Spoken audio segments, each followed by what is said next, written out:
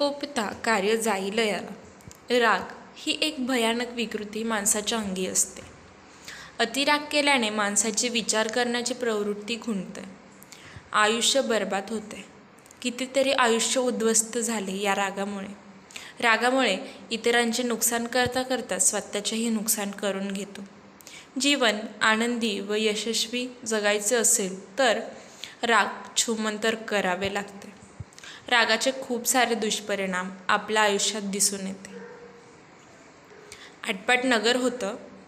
तिथं राम आणि श्याम नावाचे छान मित्र होते. त्यांची मैत्री खूपच घट्ट होती. राम श्याम एकत्र राहायचे, एकत्र शिकायचे, एकत्र खेळायचे. दोघांनाही संगीत शिकण्यात रस होता. एका महान गुरुकडे संगीत शिकायचे. राम अतिशय सुस्वभावी, शांत, मेहनती मुलगा होता. त्याच्या प्रत्येक गाण्याचे कौतुकच होत असे आणि हेच कौतुक श्यामला खूपच असे. जुगलबंदी स्पर्धा चालायची तेव्हा प्रत्येक वेळेला राम अव्वल नंबर असायचा. मित्रच ते, पण पराभवाने श्याम रामचा तिरस्कार करू लागला. राग आणि द्वेष श्यामच्या प्रगतीमध्ये अडथळा करत असे.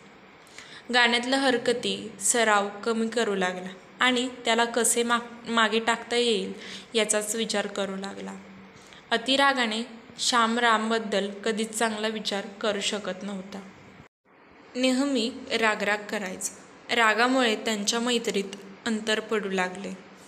श्याम नेहमी रामला त्रास देत असे आणि राम नेहमी श्यामला संकटातून वाचवत असे.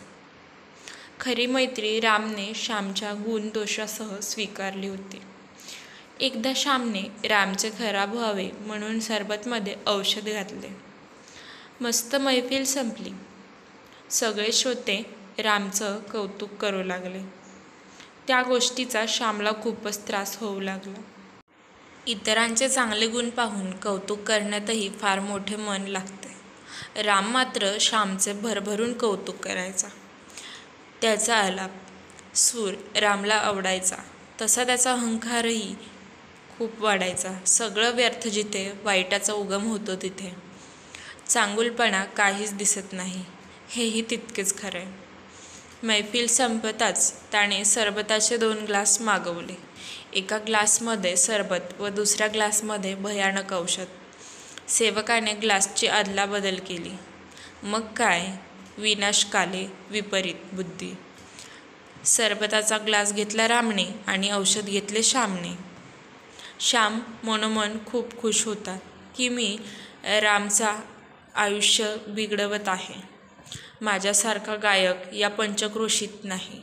अति कोपता कार्य जाती लयाला. खुशीत दोघांनी सरबत पिले आणि क्षणार्धात श्याम ओरडायला लागला.